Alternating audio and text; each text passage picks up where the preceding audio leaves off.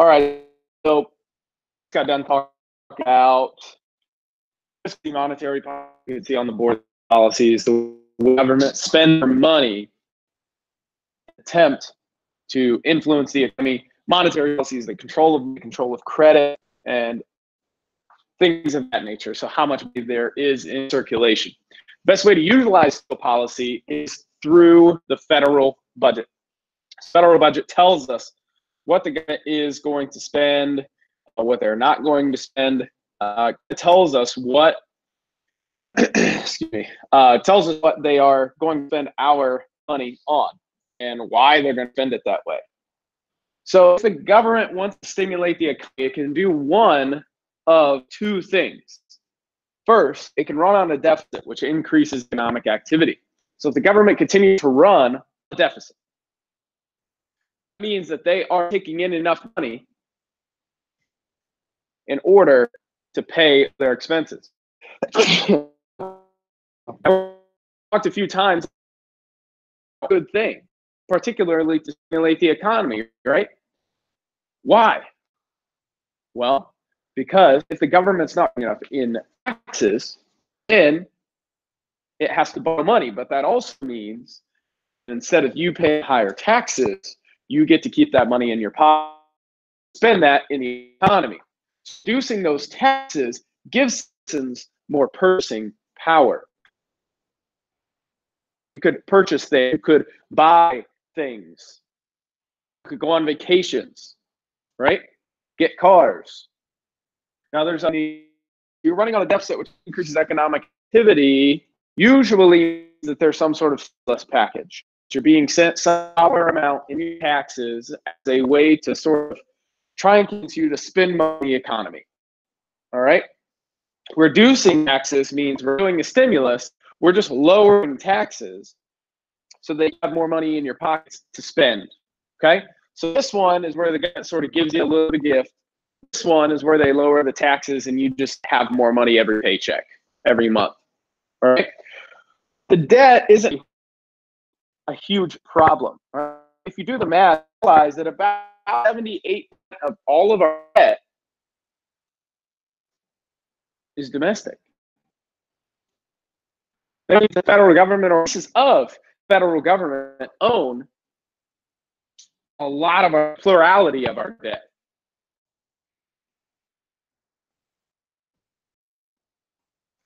Then there are security bonds, government bonds, all of those securities we talked earlier.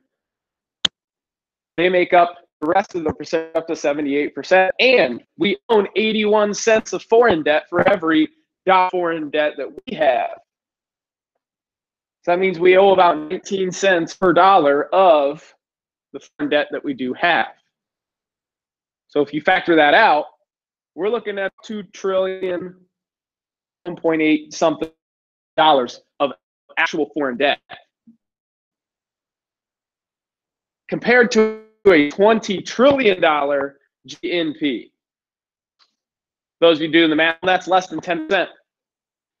And the economists that I've read, at least, just a lot of them, maybe they disagree with me, but we can go up to 80% of our GDP in foreign debt and still be okay.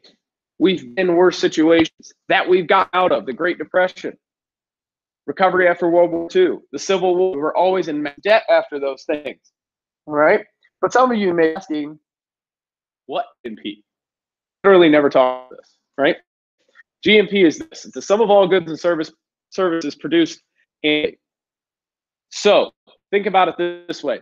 If you have a job where you basically produce something, that something produced, and when somebody performs a service, so like right now, you cannot physically represents what I do for a living, me. If you could, that would also be GNP. So all stuff that's made and all the services that are provided, all in one. It's basically the power of the economy. That's the GNP. And ours is about 20 trillion, most powerful economy in the world, only behind China. All right, policy, we're spending money to try and make the economy better, put money in your pocket, you to spend more money in the economy.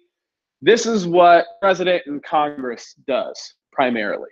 In the economy and the government, it's called monetary policy. Monetary policy involves controlling the supply of money and the cost of borrowing money. So how much money exists? How much money do we have? All right, inflation. If we have a whole bunch of money, print more isn't worth as much.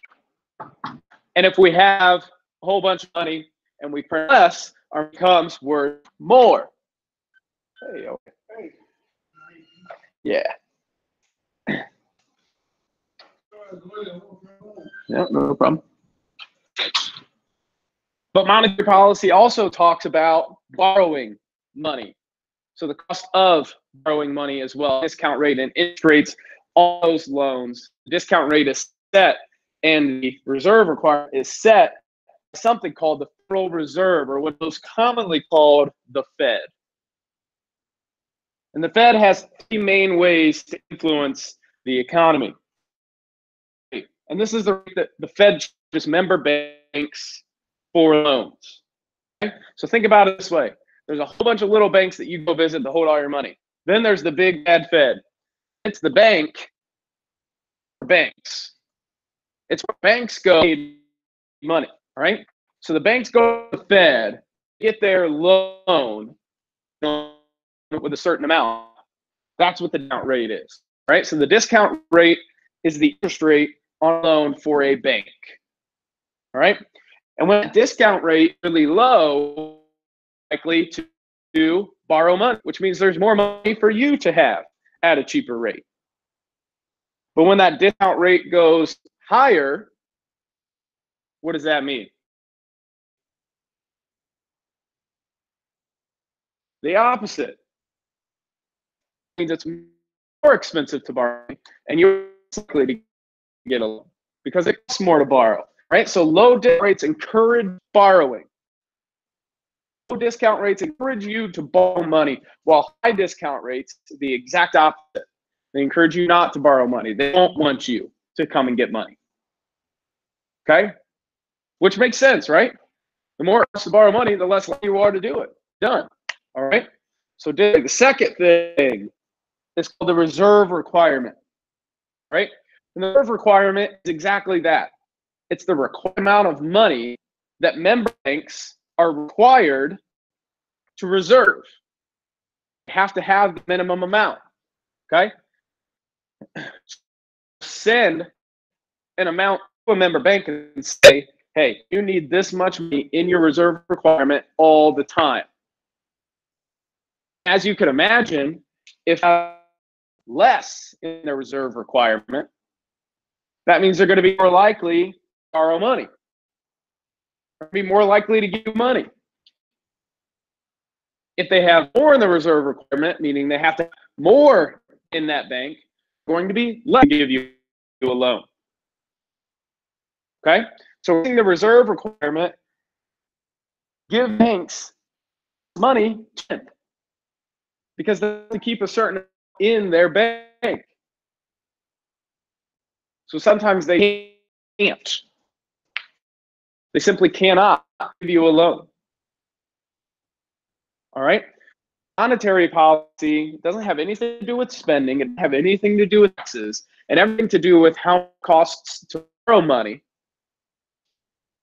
and the likelihood that you will get a loan or be able to borrow money.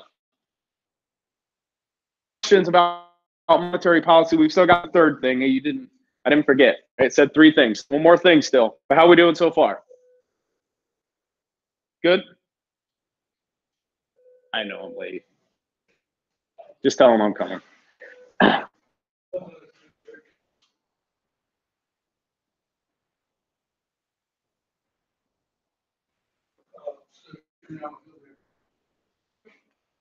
Final thing, the third thing, is called open market operations, which is putting money into government bonds and securities, right? So remember when I told you that a plurality of the government debt of the U.S. is actually owned by the US. Oh my God, that's super weird. It is super weird. Here's where it comes from. All right, open market operations. This is where the Fed buys government bonds and securities. They buy a debt.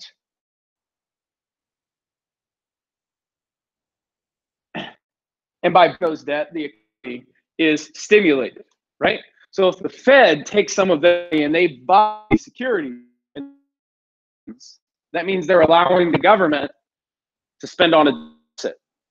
Their taxes, which means you pay the taxes, which means more money in your to spend in the economy. So by the Fed buying these bonds, buying these securities, they're stimulating the economy by putting you can to eat, so you can pay the staff people who work in a restaurant, so that they can go to the store and buy clothes, so that the people who work at the store can make money and go on a vacation, and so on, so on, and so on. Right, we have to speak if we want to stay in the economy. The opposite, economy. So when they buy these securities, awesome. Sell them, meaning when they turn them in and get their money back, that requires the government to pay those back. That can slow the economy. Turn them in, well, it means the government has to take out more foreign debt, right? Now we're not holding it to raise taxes, which is normally what happens. Raise it. They have a higher income rate when the Fed does this, and it causes you to have less money to spend in the economy. Usually this only happens when the economy is really, really strong. All right. Thing here. The hardest thing for people to sort of get their hands around and say, oh my God, why can't I be on the same page? Right? But President and Congress control over fiscal. Monetary policy is controlled by the Fed, which is sort of outside of control, right? They sort of able to do their own thing.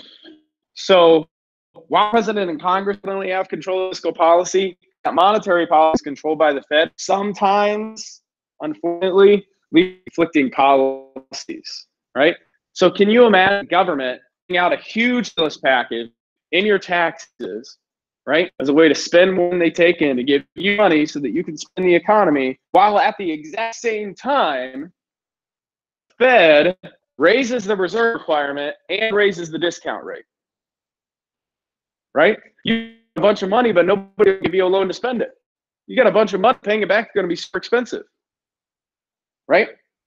So we want them to be on the same page here. The Fed is not technically controlled by the Congress, then sometimes conflicting policy. Any questions?